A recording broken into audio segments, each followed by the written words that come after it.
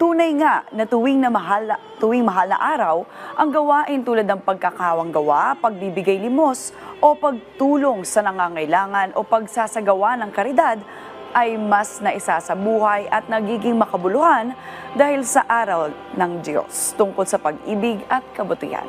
Panoorin po natin ito. Likas sa ating mga Pilipino ang pananampalataya. Malaking bahagi ito ng ating buhay at mas lalo pa natin itong naipapakita tuwing mahal na araw o panahon ng Kwaresma. May iba't ibang paraan ng pagninilay. May nag-aayuno, may tahimik na nagdarasal, may nagpapabasa, penitensya, at alay lakad.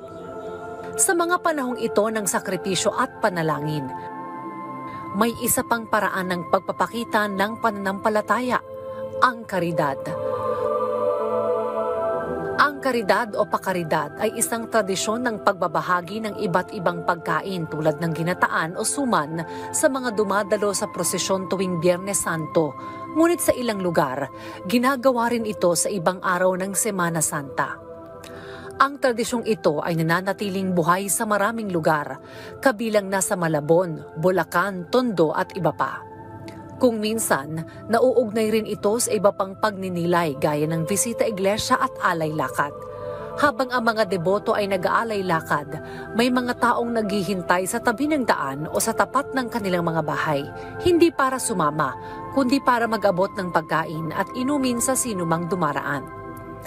Ang karidad ay hindi lamang simpleng pamamahagi ng pagkain.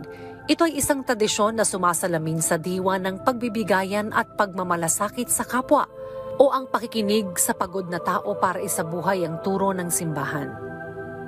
Sa pamamagitan ng mga simpleng gawaing ito, naipapakita natin ang ating pananampalataya sa konkretong paraan.